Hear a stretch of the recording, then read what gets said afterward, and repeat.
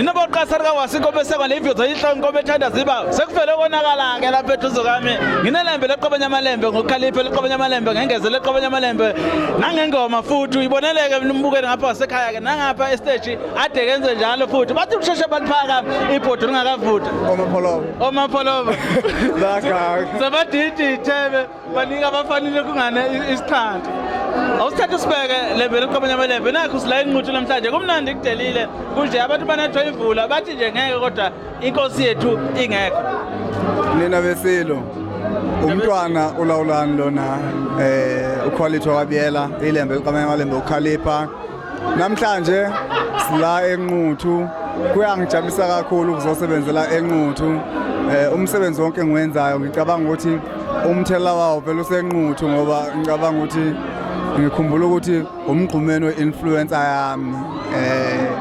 noma ngalitholanga ithuba lokumbona nomhlanga kodwa nginesho obe nomhawula bayiqhenya nje ngengoma zami bese ngikhiphe kulonyaka engaphansi slot shame-based away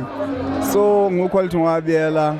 ngubhuti eGoli ngiyubhuti ekhaya ngoba ngizoba ubhuti la eNquthu ngiyabonga nje kuyimeya seNquthu ukuthi ithi mayicabanga abaculi kangibabiza ingangikhohlwa nami umuntu obaluleka kangaka emphakathini ngoba abantu abaningi bayesasho ungibiza bethi mhlambe ibhizi oba ngumuntu oma meeting isikhathi esiningi kodwa ke siyabonga wazi ungaze ngiqabule microphone phela manje ngibona baleka umntwana lawulani mbukela ngapha sekhaya uyezwela ke nawe uthi nje naye uthathile ithuba lokuthi ayibongele kumeya yala lekwaneni eNquthu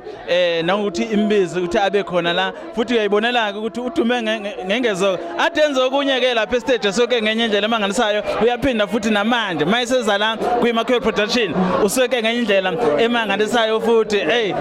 kuyazenzakalela nje siyayizwa ke ingoma lokhu ilunguze njalo ukuthi iphekile indoda ngeke ngisabuza ukuthi yini kukhona nokuza ngoba sekuzwakela ukuthi kukhona izwakala ngosi ukuthi ngicabanga ukuthi umsebenzi sesukhiphile uma sukhiphe mhla ka 24 kuyona lenyanga le sengikhiphile umsebenzi mongena nje kuma platform wonke kaphethe umculo ubhala nje quality Biyela 2023 iyavela ithi shame-based away isihloko se-EP shame-based away ungene nje kuma digital platform izovela lokho kokugqoka ukuthi ngingene ngigqoke ezinye impahla estage sengigqoke ezinye ama interview mina umsebenzi wami vele omkhulu kakhulu eSouth Africa ukuswenka impahla zestage sengigqokile ngilo ngichaza kakhulu ngazo siyabonga siyabonga kakhulu nina besilo siyabonga nebendloveni amandla ngelembe liqanya nje ngokukhalipha sidinga ukubonga ithuba